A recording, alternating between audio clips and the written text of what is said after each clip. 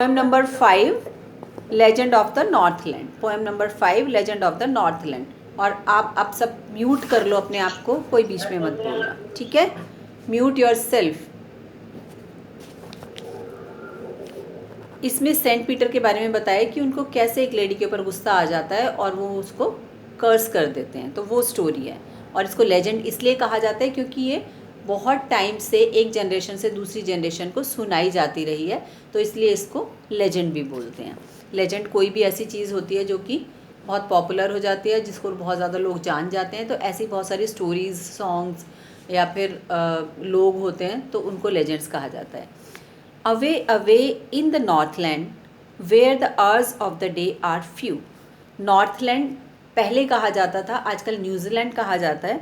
तो वहाँ पर जो है, जो डे टाइम होता है वो बहुत थोड़ा होता है। डे आवर्स जो होते हैं बहुत थोड़े होते हैं, क्योंकि आपने ये सोशल साइंस में पढ़ा होगा कि कुछ जगहें ऐसी हैं जहाँ पर सन कम देर तक रहता है, और कुछ जगह ऐसी है जहाँ पर सन ज़्यादा देर तक रहता है ना, जहाँ पर ज़्यादा टाइम डे रहता है या कहीं पर ज़्यादा टाइम नाइट रहती है। तो यहाँ पर ज़्यादा टाइम नाइट रहती है। And the nights are so long in winter. और ये विंटर टाइम की बात है कि नाइट्स जो होती हैं वो बहुत ही ज़्यादा लंबी होती हैं। That they can not sleep them through. अब लोग इतना ज़्यादा थोड़े ना सो सकते हैं कि अगर मान लो 24 आवर्स में 16 आवर्स की नाइट होने लग जाए तो क्या हम सो सकते हैं? इतना नहीं सो पाएंगे ना। नींद भी एक अपने टाइम से ही आती है।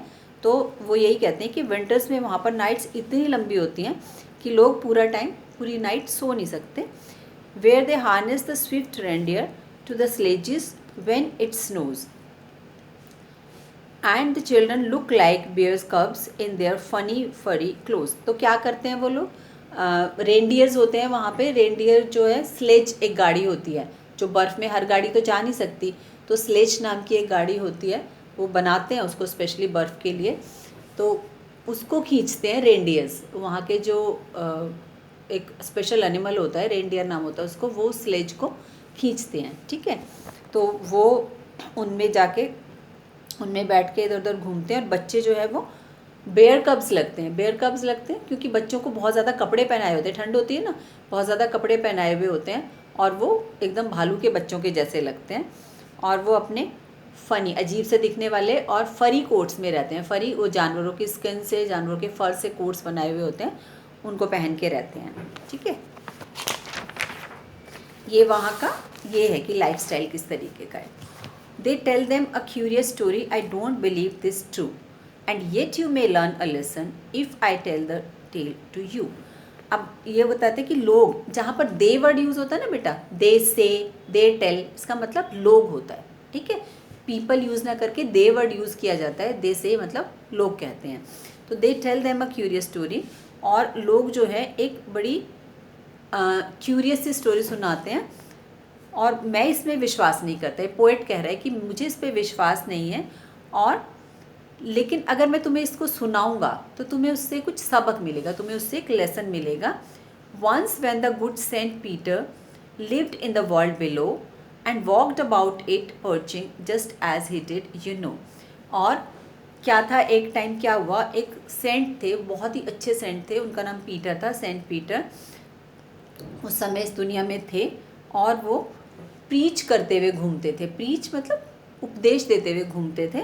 और जैसे आप लोगों को मालूम है ये लोग किया करते हैं, प्रीच लोग, ऐसे ही वो किया करते थे। He came to the door of a cottage in traveling round the earth, where a little woman was making cakes and baking them on the hearth. तब वो एक लेडी के पास आए, एक दरवाजे पे आए, एक कॉटेज के दरवाजे पे आए, जहाँ पर कि एक लेडी जो है केक बना रही थी। और वो पूरी, सब जगह जाते हैं सेंट्स लोग, तो उनके लिए कोई पर्टिकुलर जगह नहीं होती कि उन्हें यहाँ जाना है वहाँ जाना है, तो वो सब जगह जाते हैं। तो वो भी ऐसे ही घूमते हुए वहाँ पर आ गए, और उस लेडी के पास उन्होंने उसको कहा कि भाई मुझे बहुत भूख लगी। And baking them on the hearth, वो हार्थ होती है जिस पे, जहाँ बेक करते हैं चीज़ों को, जहाँ पर ये बेकरी वाली चीज़ें बनाते हैं ना, वो हार्थ में बनाते हैं।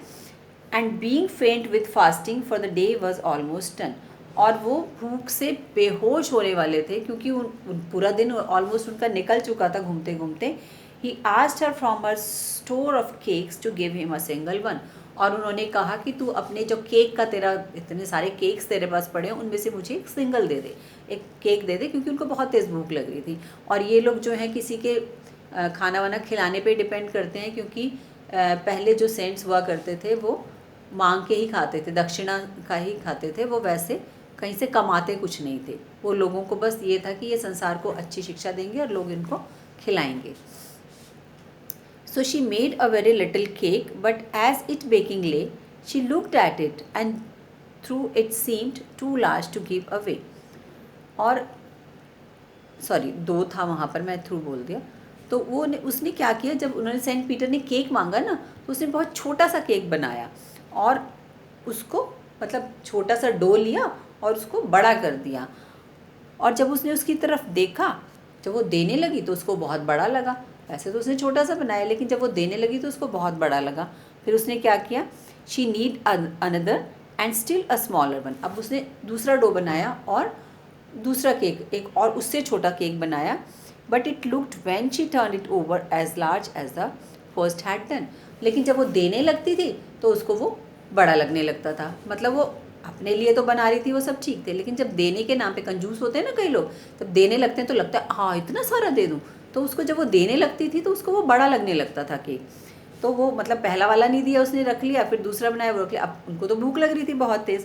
Then she took a tiny scrap of dough and rolled it flat. उसने बहुत छोटा सा डो लिया और उसको बहुत बड़ा फैलाने लगे, जैसे बहुत पतली, अब रुमाली रोटी जानते हो, वो इतनी पतली होती है बिल्कुल रुमाल के जैसी, इसीलिए उसको रुमाली रोटी कहते हैं।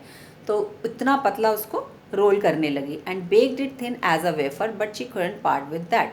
और उसने इतना पतला बनाया जैसे वेफर होता है, कोई चिप्स होते हैं पतले पतले, इतना पतला केक बनाया। केक कभी होता है इतना पतला, पर वो तो कंजूस थी ना, उसको तो लगता था कि इसको मैं वैसे साइज़ बड़ा कर देती हूँ और ऐसे पतला सा बनाऊँगी तो ज़्यादा नहीं दिया जाएगा। तो लेकिन उसको भी वो दे नहीं पाई, इतना छोटा सा उसने बनाया, इतना पतला सा, उसको भी वो दे नहीं पाई। For she said my cakes that seems too small when I eat of them myself. जब मैं खुद खाती हूँ तो मुझे इतने छोटे लगते हैं, and yet too large to give away, so she put them on the shelf. और जब मैं देने लगती हूँ तो वो इतने बड़े लगते हैं, तो वो उसको भी शेल्फ पे रख देती है, उसको भी नहीं देती। Then good Saint Peter grew angry for he was hungry and फेंट।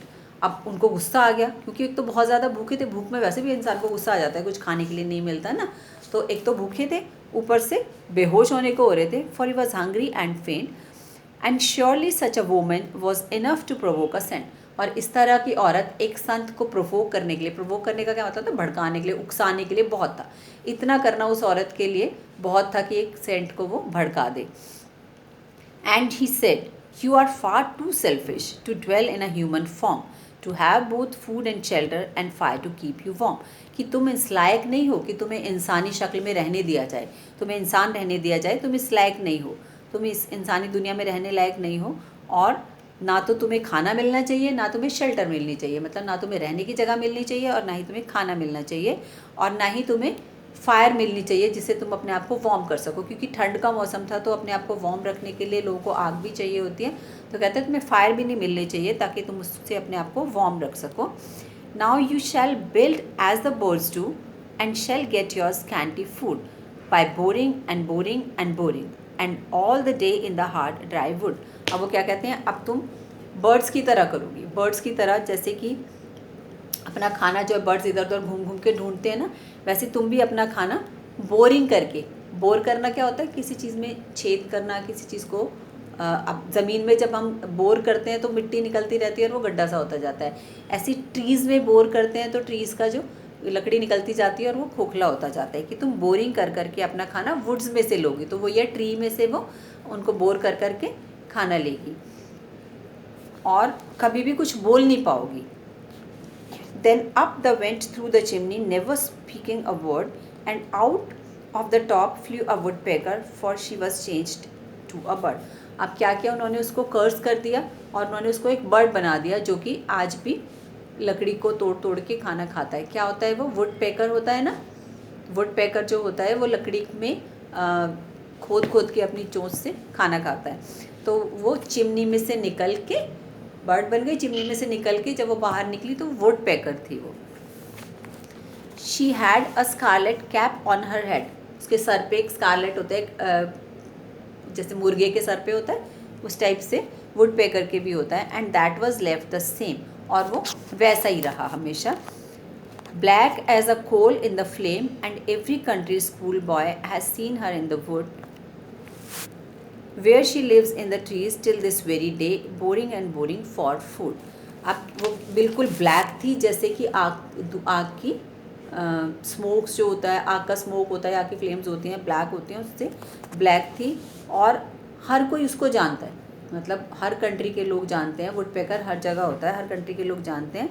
और आपने कभी उसको हो सकता है जंगलों में देखा भी हो, जहाँ पर वो रहती है वहाँ पर अपना खाना जो है पेड़ों में बोर कर के खाती है, पेड़ों को खोदती रहती है अपनी चोंच से और उसको खाती रहती है। ठीक है, तो this was the story of